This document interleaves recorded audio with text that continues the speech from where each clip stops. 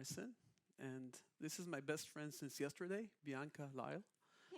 We've been cooperating on an open source project, and yesterday we met for the first time here at the conference. So, stop breaking changes. Let's see if this works. Yes. Okay, so this is me at the New York Stock Exchange a couple of years ago with my co-founder at Tufin, security company. We went public, and as you can see, it's a Hollywood event. There's this guy there who's in charge of making all the American style Hollywood kind of the guy in the back. And the reason I'm showing you this is because this was a company, my company. I left the company a year ago, or at the beginning of this year, which was selling to enterprise, selling $100 million every year, but it was based a lot on open source. Okay, like just about every company in the world, right? And here are a few examples of some of the open source projects that most of us use daily, right? Most of our companies make a lot of money based on this stuff, including MongoDB, which you'll hear about more in a few minutes.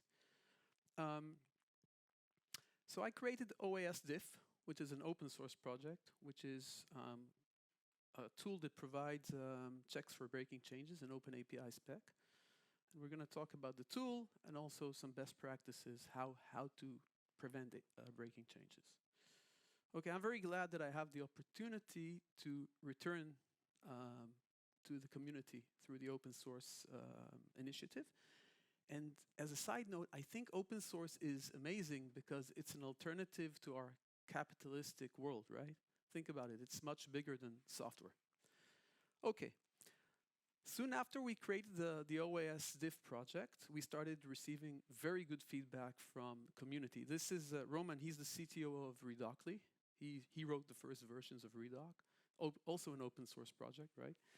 And he liked our project, and many other people offered to buy me beers in San Francisco, but I don't live in San Francisco, right? So I said, thank you, we'll meet someday. Very large companies, enterprises are using oasdiff, and they all liked it. And the first version was only diff, as the name suggests. It was only a diff of OpenAPI. And people started asking me to add breaking changes. This is also Midjourney, by the way. I asked Midjourney to show me developers working on a problem at night, trying to debug something. So it showed me like 3 or 4 guys trying to debug a problem. So I asked it to do women, and I got 4. So it's a little bit weird, but it's interesting. So people asked me to add breaking changes, and my reply was, no, I'm not. It's not on the roadmap. It's easy. You can do it yourself. It's like if someone deletes an endpoint, that's a breaking change. You just check the diff, and you'll be able to do it. But I discovered very quickly that breaking changes is not easy at all. It's very complex. There's no standard. There's no real good documentation about what a breaking change is. And today we have over 100 types of breaking changes in oasdiff. And the community is helping us improve that. So the fact that we have an open source project, as you probably all know, makes our tool much better every day.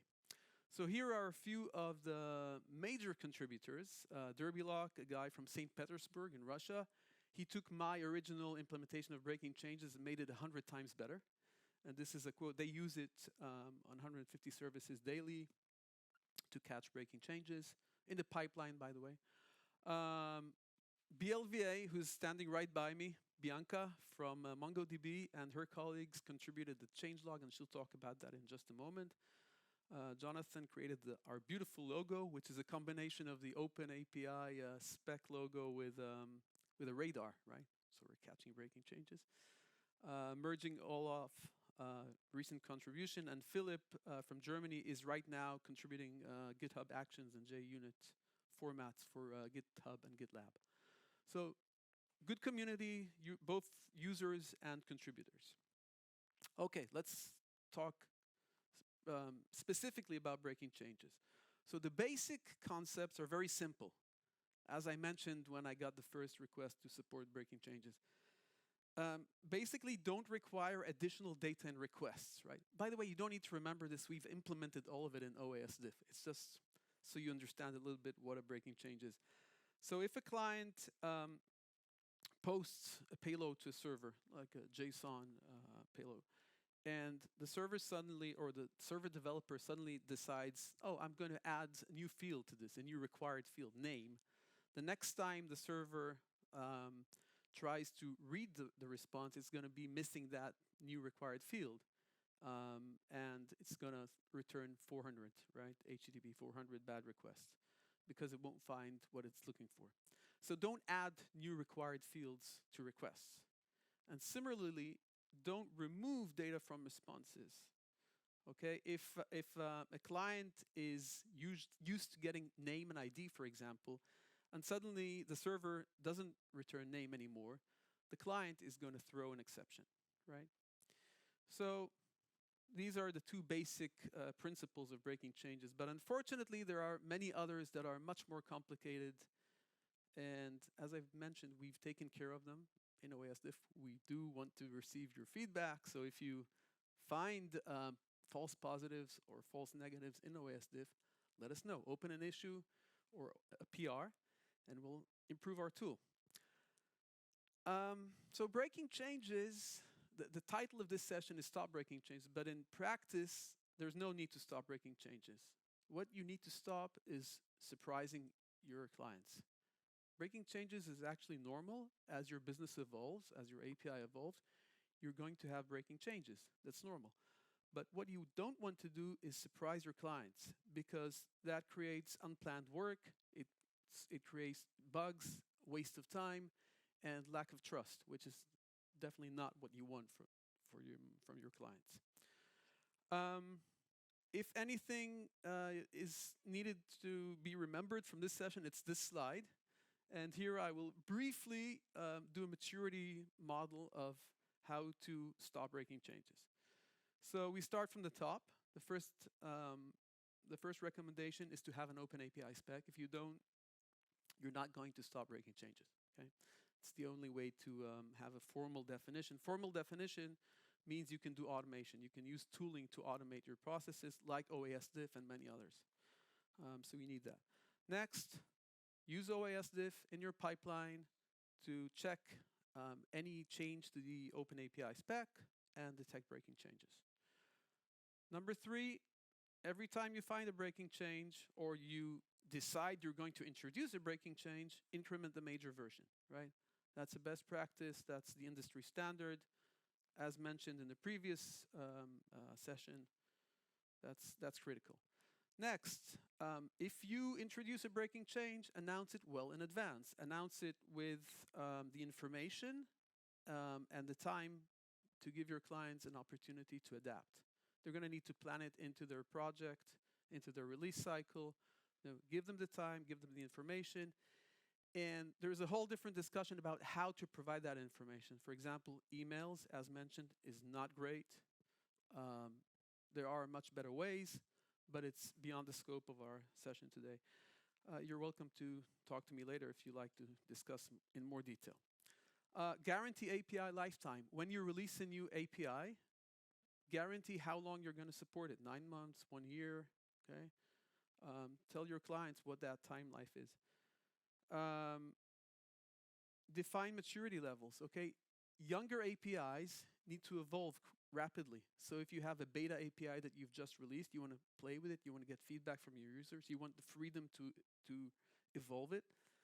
That's going to be maybe an alpha version or a beta version, and that can have its own policy. It can change, maybe even in the same major version, have breaking changes. But if you have a stable API or a GA API, then that should not break within the same major version. So maturity levels. By the way, Kubernetes, everyone who's using Kubernetes knows how they've done that, right? It's pretty good.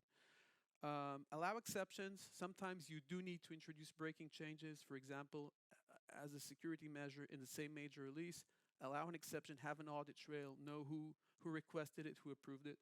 And finally, publish your API lifecycle policy. So all of the above needs to be written in a document on your website so customers can see it in advance.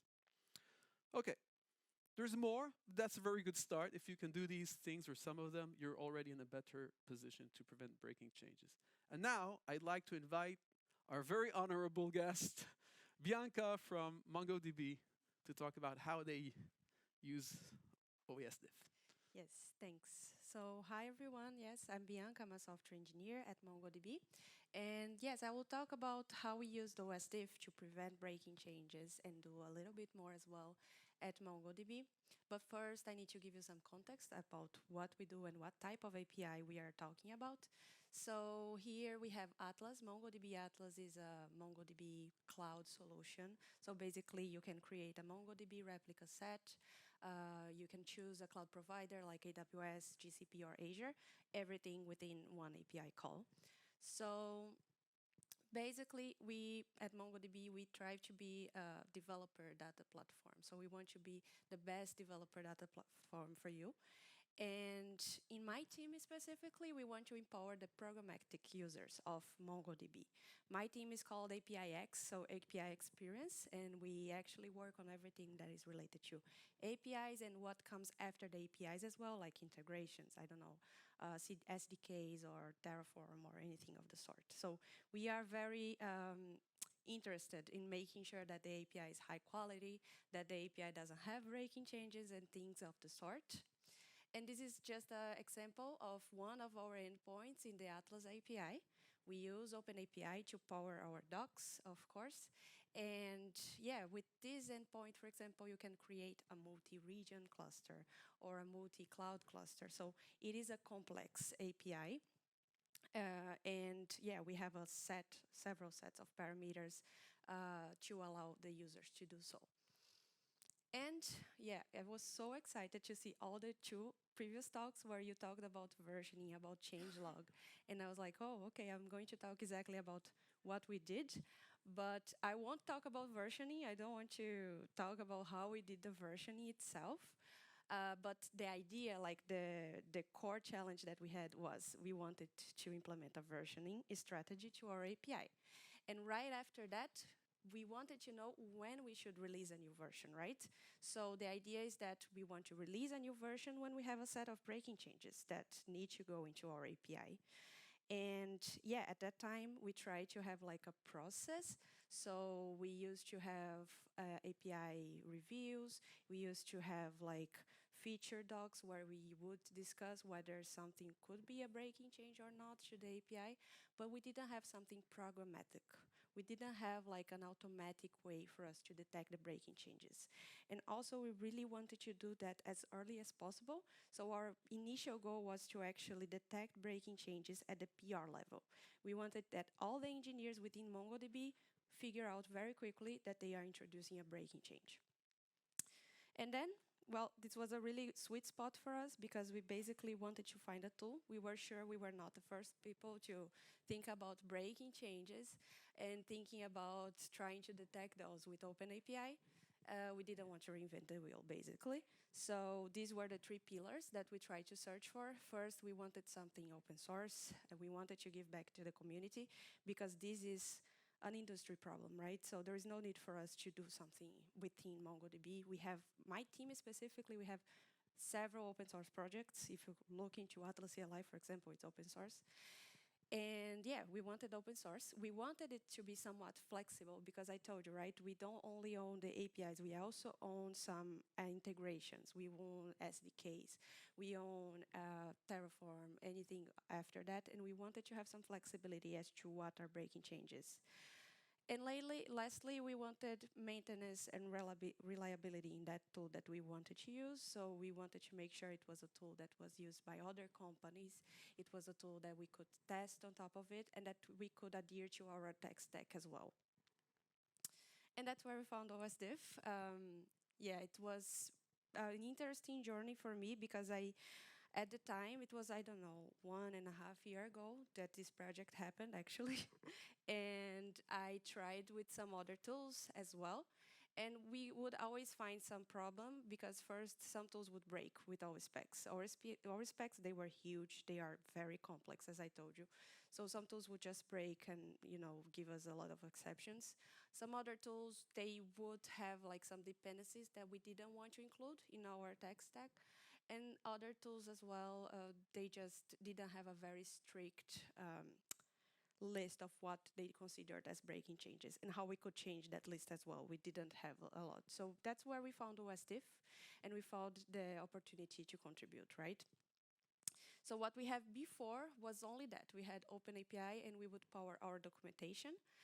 And after we plugged oasdiff, and after this whole initiative actually of versioning, we actually had documentation, version resources, and auto-generated SDK, which could be the topic for a whole other talk. Maybe someday in the future or next year, we can talk about how we use that to generate the SDK. My colleagues did a great work there. And yeah, at the very bottom here, we introduced the oasdiff at the PR level. We started to block any PRs that would break the API, which was great. And yeah, this was our second iteration of the system.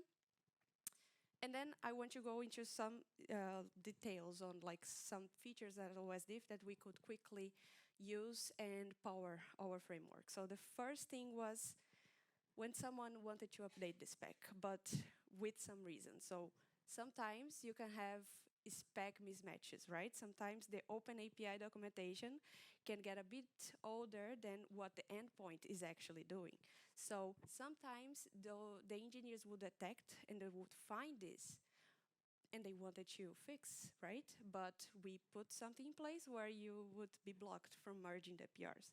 So yeah, to do that, we actually wanted to find a escape hatch for the engineers, right? To make sure that they can ask for exceptions, just like the slide from Reuven. And this was simply really easy to do with oasdiff. This is the oasdiff CLI. You have Docker and other things as well, but just for illustration, this is an example, right? So suppose you're trying to change a property from a response. You're trying to make it optional, but it was previously required. And this is a breaking change because the customers will expect that in the response, right? Depending on their clients, of course. And then they had a flag, error ignore, where you can provide a file that contains the errors that you want to ignore. And of course, we also added this and made sure that the engineers, that we would be engaged into, reviewing those exceptions. We didn't want to make it like super easy, but yeah. The other thing I wanted to talk about is this one. So if you look into here, API tag removed. Removing tags from endpoints shouldn't be a breaking change, right? It seems fine. But I told you, we have SDKs, we have docs, and they use those tags very heavily. And for us and for our integrations, that was a breaking change. So this was also simply enough for us to do. We use this tag here, include checks, API tag removed, and now it's a breaking change.